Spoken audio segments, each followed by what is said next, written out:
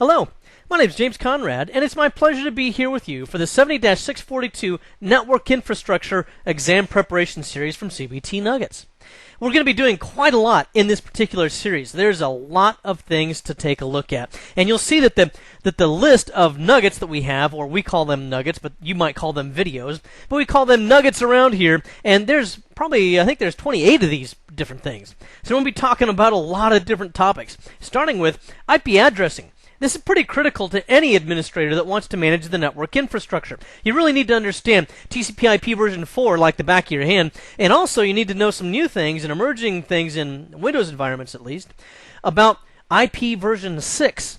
And that's going to be quite a challenge for some of us sometimes.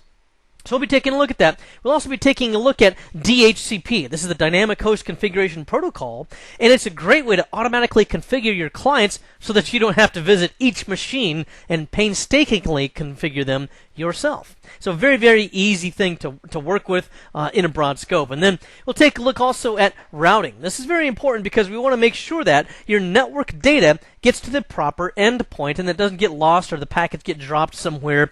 So we'll make sure that we get our routing taken care of. And then we'll also take a look at IPsec. You know, network security is increasingly important. It's always been important, but now more than ever.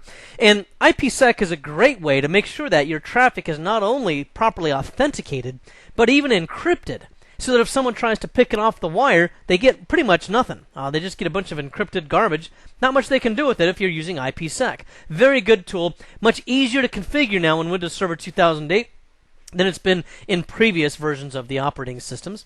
And then we'll also take a look at network access protection, And network access protection is a terrific way to make sure that only the clients that are healthy connect to your network. So if you have a laptop user out of the office and they might have not gotten their most recent antivirus updates and then they connect to your office, well, they're vulnerable because they're not up to date. So with network access protection, we can kind of quarantine them and put them in a special place in the network, kind of the timeout corner, so to speak, until they get the proper updates. We'll also be taking a look here in the 70-642 exam series about routing and remote access. This is another pretty critical item for current networks because just about everybody is using RAS nowadays. What you can get with this in these topics is you're going to learn about network address translation. You're going to learn about things like virtual private networks using PPTP, SSTP, L2TP. Lots of other kinds of acronyms that we won't even go into right now. But we'll be taking a look at all of those things, how to easily configure them and make good connections with them. We'll also be taking a look at things such as radius and some stuff like that. But we'll also take a look at wireless networks. This is increasingly popular in a lot of environments right now.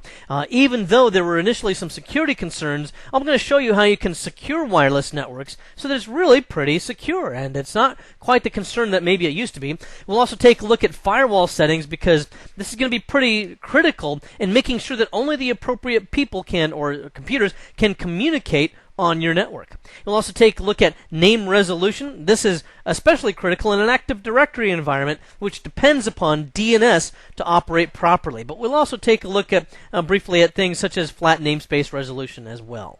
And then we'll also take a look here at file services. This covers a lot of different things, such as share permissions, NTFS permissions, offline files, and the encrypting file system. All different sorts of things like that, as well as the volume shadow copy service, backing up your systems, lots of different things that we'll be looking at here as well. And then we'll conclude our 70-642 with the following topics, including Windows Server Update Services, which is a great way to make sure that all of your clients are up to date with the latest patches and fixes and security updates and the like. This pretty much automates a good part of that for you. And then we'll also take a look at the event logs, and this is going to be really pretty critical in identifying whether or not the system is operating as it should, or if there are services that are failing, or if there are applications that are crashing, and things like this.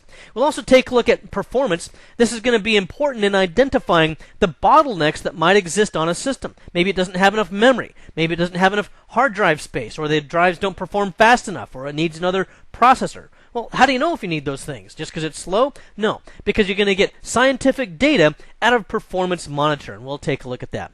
And then finally, we'll conclude the series with network data. One of the key things there that we're going to be taking a look at is the ability to capture network packets using Network Monitor. And boy, there's just a whole bunch of stuff there that's very useful in analyzing your network. All right, then I got to tell you, I really consider it a privilege that you trust us with your training. I want you to also have a good time with this series. I really enjoyed making this series, and I do hope that you enjoy watching it as much as I did making it. Well, with that, let's go ahead and get started with our next nugget.